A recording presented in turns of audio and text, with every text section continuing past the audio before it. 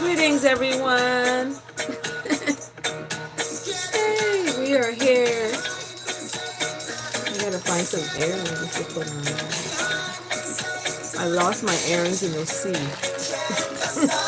Swimming in the water like a mermaid. I lost them. So I gotta find some more to put on in this bag. So greetings, everyone. Welcome to Chant A Psalm A. Yeah. Moses chanted a psalm. Yep, he did. Samson too. Yeah. Elijah too. Yeah.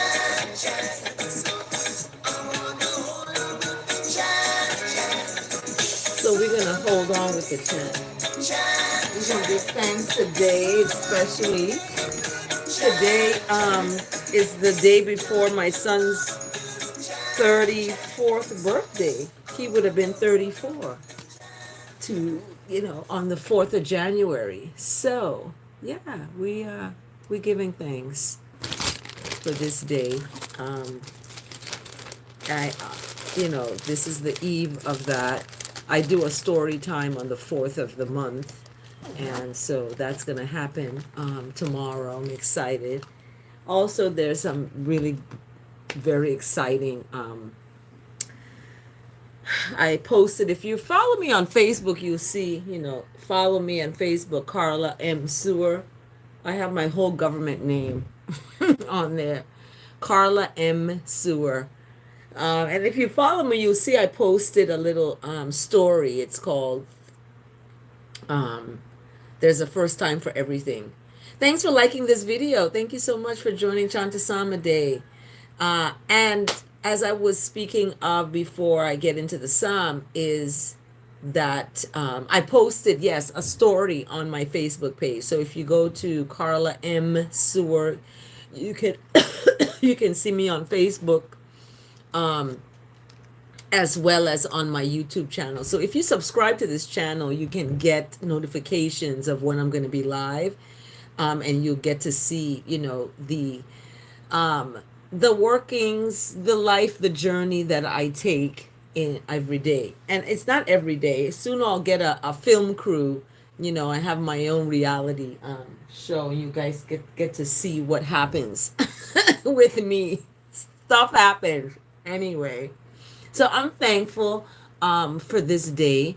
I'm thankful because as I was prefacing my Facebook page, I posted, and I'll read it out loud to everyone so they can hear it. But it is a story that I wrote. It's called There Is a First Time for Everything. And it goes, there is a first time for everything. The first time we spoke on the phone was almost 18 years ago. Then I was found on Facebook when the loss of music legend Frankie Beverly, whose video Laid Back Girl featured me, rang around the world. Frankie Beverly passed away. And, but didn't you all know I am not just the Black Mermaid. I am also the Laid Back Girl. Okay. Well, as my story goes on, after 18 years of living life with other people, we began speaking on the phone again in September 2024. That's the Ethiopian New Year 2017, right? then my new year, I ushered in um, God's patience, serenity, compassion, grace, long suffering, mercy, kindness, and love after being hit with a summer of 2024 with a summer 2024 of losses. Yes, I do the Ethiopian calendar. Now we are getting ready to meet for the first time in person, face to face, sharing my beautiful island home of St. John. And I don't have to pay for it. They paying for it. Tickets, accommodations, dinners, kayaking, swimming, hiking, and all the fun activities my island home has to offer. They paying for it. Okay? A vacation and a first time meeting all wrapped up into one. How awesome is that, right?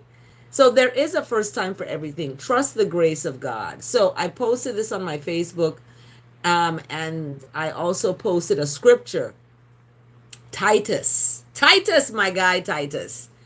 Titus chapter 2, verse 11 speaks, "For the grace of God has appeared that offers salvation to all people." So when I saw that in the Bible verse today, it just kind of pushed through to the words for my friend's safe journey to my island home, that they have a smooth flight and a smooth trip and a smooth everything, that's it's smooth and calming and comforting to them, without insecurity, jealousy, envy, strife, stress, any of that. That's down low. We don't go, right? So I'm coming to this to, with the psalm today in a very serious adulation of thanks in advance for the safe travel and safe journey of my friend, because they were there for me, actually, during the losses of summer 2024, when I hadn't, dealing with all of that. So thanks for joining Chant A Psalm, and thank you for liking this video. Thank you for tuning in. And I'm prefacing the psalm today with all of the thanks for the safety and protection. We have so many things going on out there in the world today that is not safe. And to find a safe, healing place to come to is good. So I'm thankful that I have an island home that I could share with a good friend. So as you see, I have my bathing suit on already. We're getting ready to go to the beach. So I'm excited about that. Anyway, we're going to get into the psalm, because the psalm really sets my day. It sets my day into a place that speaks of newness. It's like a new beginning, and it speaks of that. There is the loss and the pain and the suffering that's happening on the earth today, and it's becoming tragedy after tragedy, right? When we see the loss of life in a way that is not natural loss of life, but it's a intentional loss of life that's happening. So when we look at what's going on in the world today and trying to deal with all of it, it becomes daunting. It becomes, questionable. It becomes, theories begin to form of what is going on. However, I simply look at what that higher force within me is generating and how that's being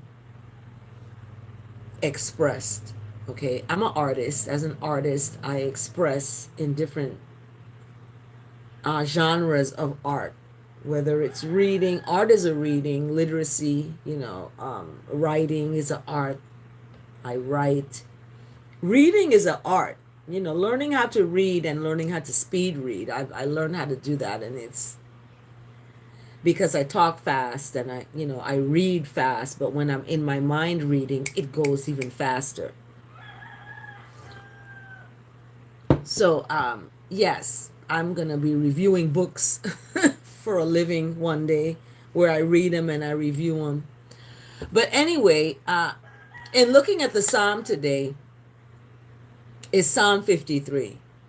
And Psalm 53 is titled, There is None Who Does Good, Not Even One. So when I saw the title of the Psalm today, I was like, oh my goodness, this is what is happening in the world today.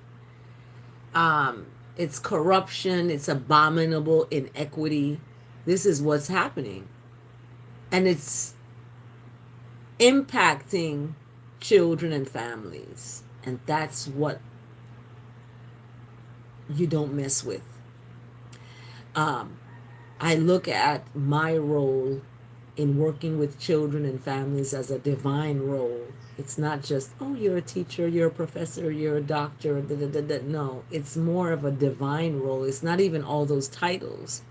It is the impact of a divine guidance of love, kindness, humility, long suffering, and the ability to nourish oneself within oneself in that intrinsic rewarding way, right? Intrinsic reward is that your satisfaction of some experience or learning event. You are intrinsically rewarded and satisfied inside. That's intrinsic. You're motivated from the inside out. Extrinsic rewards are rewards that are external, like, oh, I'm getting some flowers from someone, or I'm getting a gift that's, or it's a reward that you get that's out, that's external, basically, materially. And some children, they, have to be extrinsically rewarded to do a lesson. You do this lesson and I'm going to give you this little car to play with. You know what I mean? That's the example. So as adults, we put away childish things and we embrace the solid food of righteousness that is sacred within ourselves, and not thinking that we are wrong or that we have something wrong with us. We tapping into the goodness, we will find righteousness. So in the psalm today, I ask that the words of my mouth and the meditation of my heart is acceptable in the sight of what is righteous, what is good, what is kind, what is loving, and most importantly, what is respectful.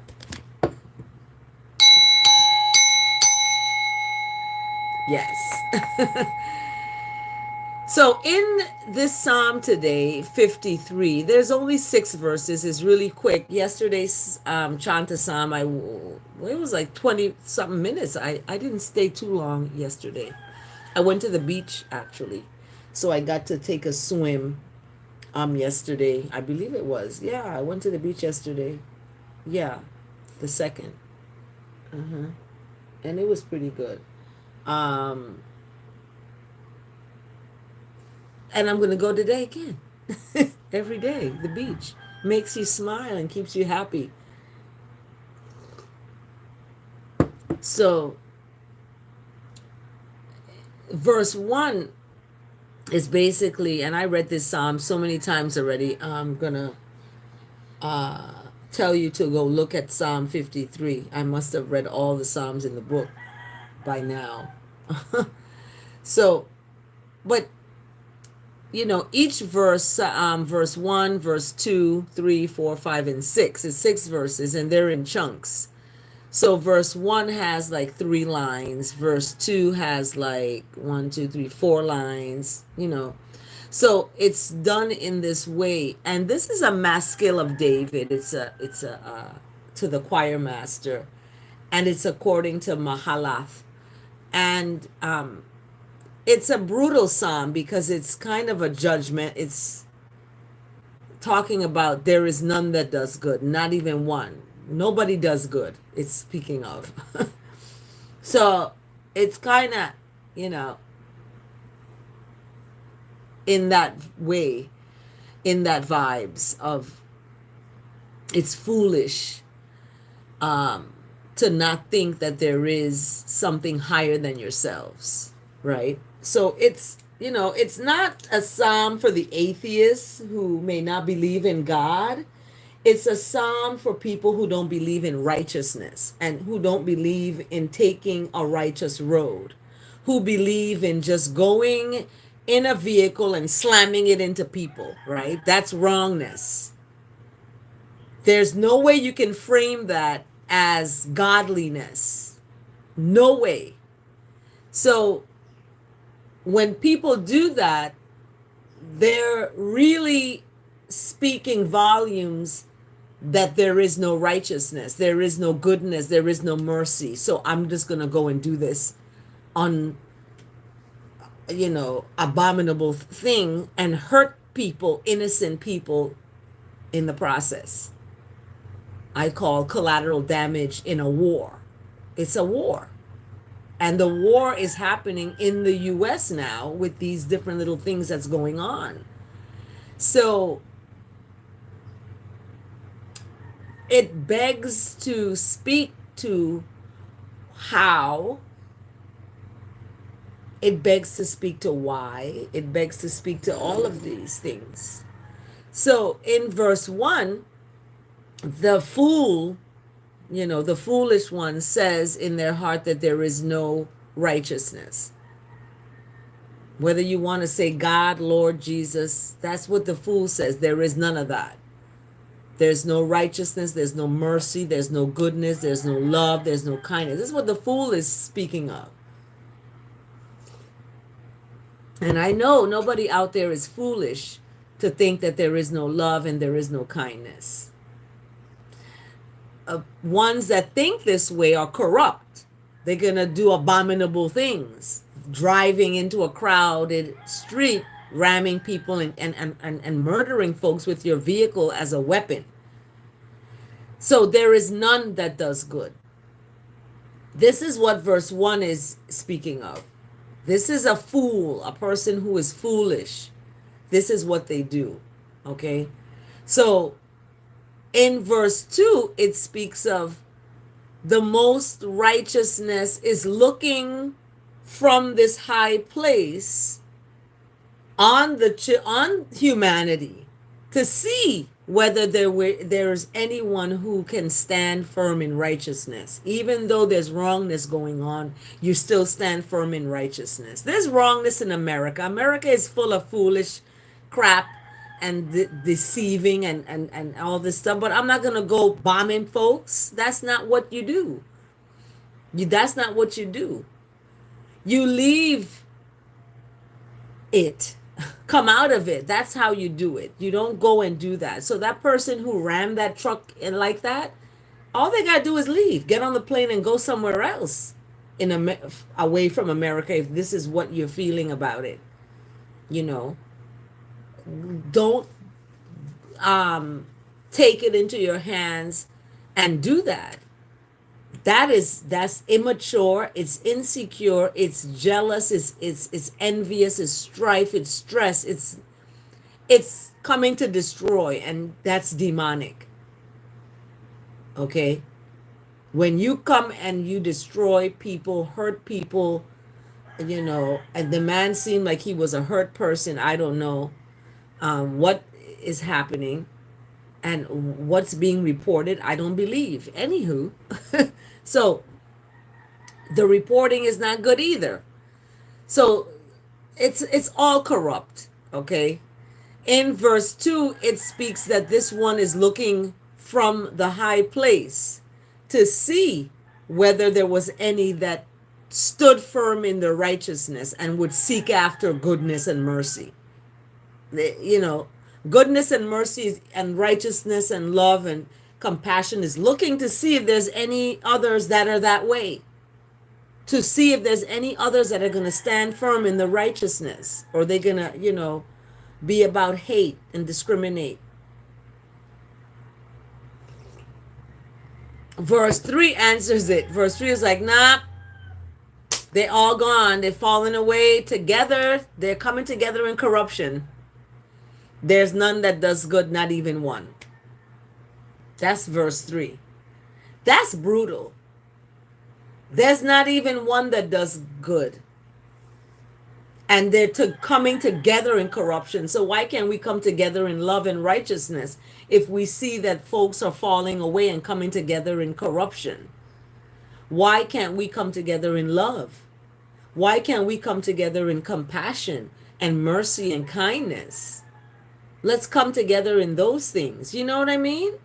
Because we see that others are coming together in corruption. They're plotting, right? And in verse 4, it talks about, it's a question now. It's not talking about anything. It's asking a question. Like, these folks who do these things, don't they have any knowledge? They don't have any knowledge, because knowledge is power. When you have knowledge, you're empowered to do the right thing. You're empowered to walk the right way. You're empowered to speak the right way and to deal with folks in the right way. You're empowered. That's what knowledge does. But people don't have knowledge. They just have wants. They don't have the knowledge of nothing. So the question in verse 4 is, what happened to the knowledge? These folks are out here eating people up as they eating bread. They eating people up, and they don't call on righteousness. They don't call on goodness. They don't call on mercy, compassion, long suffering, patience, serenity, kindness. They name their children these things, but they don't call on those things. People can speak things, but their actions show something totally differential. I was like, people can speak they love you. They can speak that all day. But love is an action. It's you show it. You show it in the things that you do for a person. You show it. So in verse 4, it's a question. Like, have those who work evil no knowledge, who eat up my people as they eat bread and do not call upon righteousness? Don't call upon God? So it's a question. It's a question to ponder. Those that work evil, that do the corruption and that don't stand in righteousness, they eat up the people as they're eating bread. They don't call on goodness and grace. They might name their children those things, or they might name their horses, compassion, or they might name their horse, patience or serenity. But they don't have, their actions are opposite of that, right? So in verse 5, this is what is happening. There they are in great terror where there is no terror. So what does that mean? That means people are going to be tripping when they don't need to be tripping. That's what happened. They're going to be tripping when there's no need to be tripping. They're going to be insecure when there's no need to be insecure. They're going to be in great terror where there's no terror. For righteousness scatters the bones. of the ones that encamp against you, that try to rise up against you. Righteousness is going to scatter their bones, like, and they're going to be put to shame. That's who is going to be put to shame. Those who are have no knowledge. They working evil. You know, they're manipulators, they're liars, they're cheaters, they manipulate. And then, they gather with those who are also like that. A manipulator is going to find another manipulator, right? A taker is going to find another taker. A giver can't be with a taker. Taker can't be with a giver. It's got to be two givers who give to be together, or two takers to be together, right? Because it speaks in verse 3, together they are doing the corruption. Together they have become corrupt. And we see that in verse 5, this corruption is putting a shame. People say, oh, what a shame. It's because they're corrupt. The wicked is who going to be shamed. The righteous are not going to be ashamed of nothing, because they're pure in their righteousness and works and their goodness. Their heart is clean. So they have no shame in their gain, right? For righteousness rejects those folks who are put to shame, who actually are eating up the people as they eat up bread. They're vampires. They're sakanas. They're demonic. This is what they do. And they lure people into their lair of demonic lies. People find out about this years later, and they're like, oh my gosh, I was in this worst relationship. And they find out later. They're going to know.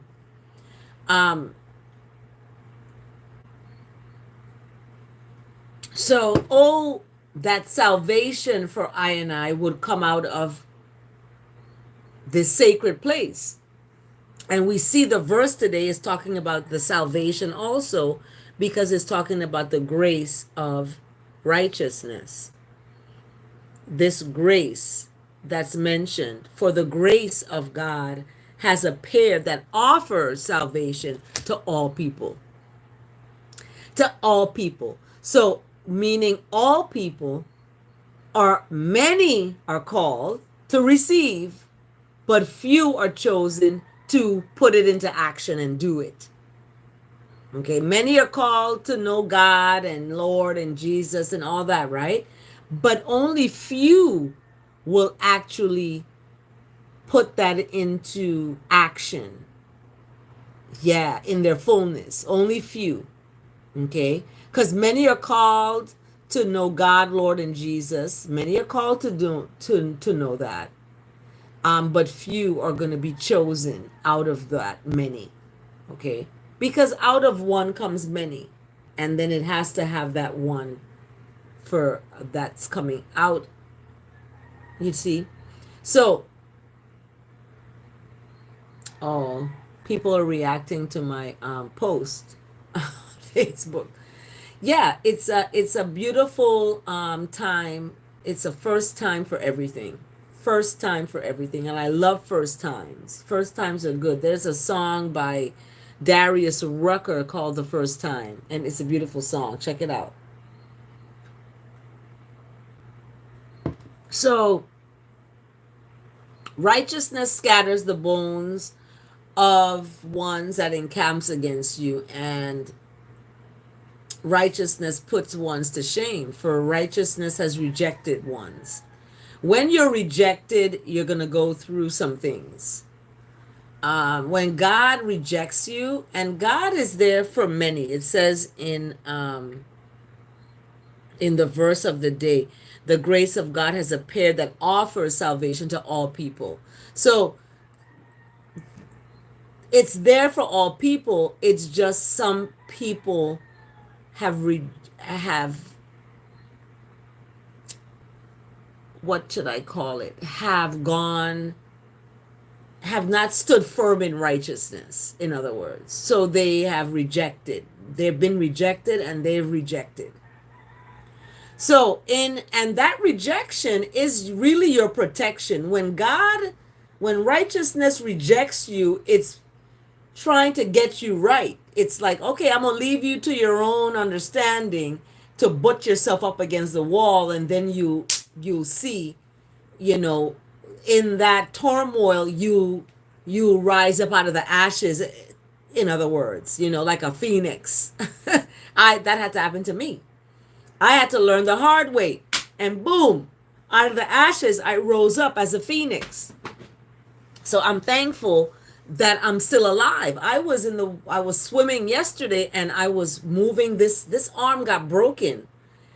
And I was told that I would have to get surgery and put something in there to keep it moving and stuff like that. And I would have had surgery, I would have had drugs for the pain. It would have been a mess. Okay? But I trusted in the grace of righteousness that appeared to save me and offers me a future. Okay? And that future is a future in abundance, where I don't have to struggle, I don't have to beg, borrow, or bitch about nothing. I don't have to beg, borrow, or bitch. The 3 B's, I don't have to do that. So I am in that salvation that's been offered. I'm going to receive it. Everybody on here, receive it, because it's there. Okay? And that salvation for I comes out of islandness, goodness, and mercy. Okay? Goodness and mercy it comes out of. And when righteousness restores the fortunes of the people who are righteous, who are sticking in this long suffering and forgiveness, and mercy and compassion for ones who has betrayed and hurt you, when you stay in that place, your fortunes are restored. Yeah, your fortunes are restored. Let Jacob rejoice and I be glad. Jacob's name got changed to Israel, or Israel's name got changed, whatever the case is. It's about rejoicing and being glad within yourselves. Being glad. What's rejoice? Rejoice is to be joyful again and again and again. So, Jacob went through long suffering. He had to wait for Rachel for like 17 years, something crazy like that. 7 years, and then another 7 years he had to wait on top of that. So anywho, Jacob is rejoicing after those years. So it's describing it as that rejoicing of Jacob. Jacob rejoiced, I is glad, Selah and Selah again. We give thanks for this day. And within that, we have a goodness and mercy that's abundant. And in that abundance, we have risen out of the ashes. So thanks for joining Chant A Psalm. That was the verse today coming from Titus. Read it. Titus chapter 2, verse 11. And then we have the Psalm today, 53, Selah and Selah again, coming from there is none who does good, not even one. So because of that, we have to push to do good. We have to push and strive, because there's none that does it. You have to be the change you want to see. You want to be that change you want to see in someone. That's just what it is. You want to be that change you want to see. Okay? So we give thanks.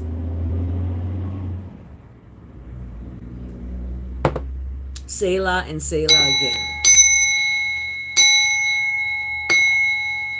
I want to check out the word today.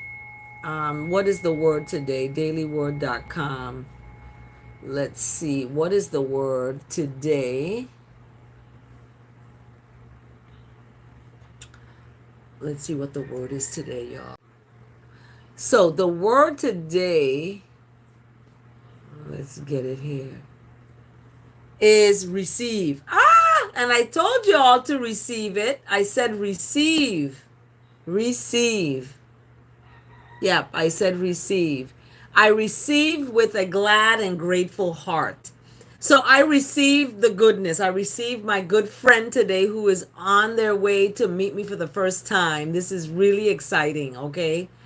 After 17, 18 years of not communicating because, we had our lives, we were with, in our own lives. And it's interesting because I went to be a visiting professor at a university in the same state where this person is. And I never got to see them, speak to them, or anything like that, but I was that close. And now it's even getting closer because they're on their way to see me and have a vacation in the same time. So I receive with a glad and grateful heart. And I'm so glad the word today is receive. So I am blessed in so many ways. It's the truth. I am blessed in so many ways. With open eyes, I behold all the ways I receive the goodness of God in my life. And the goodness of God is righteousness.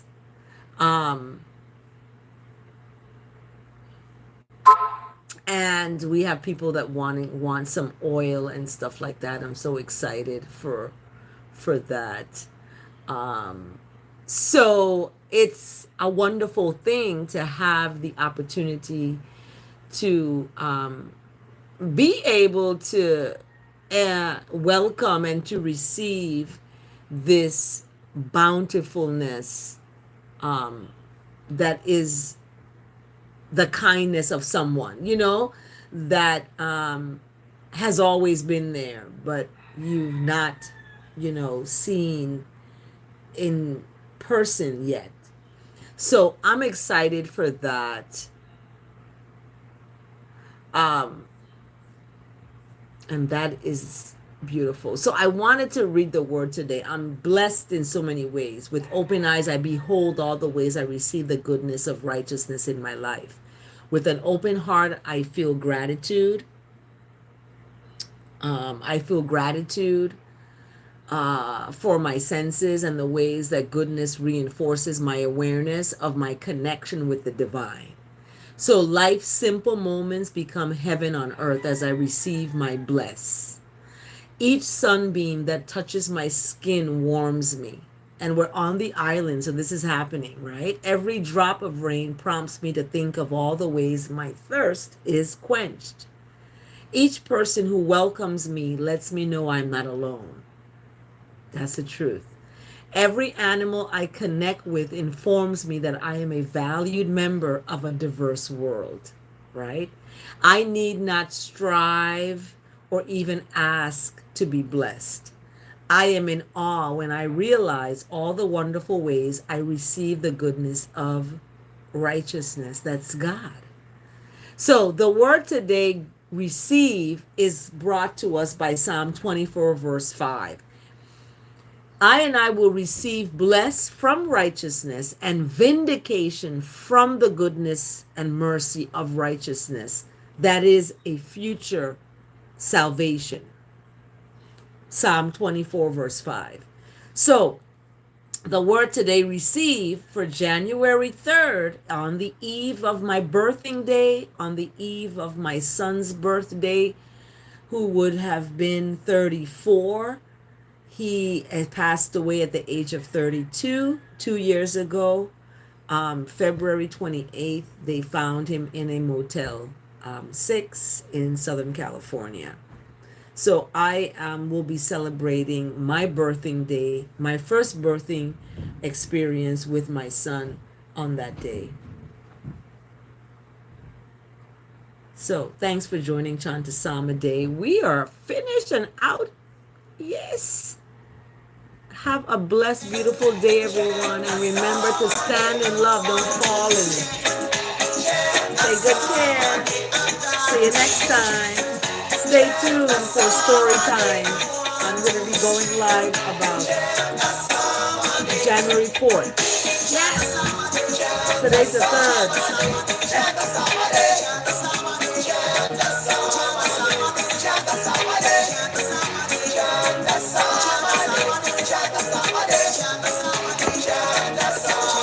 Take good care. See you next time.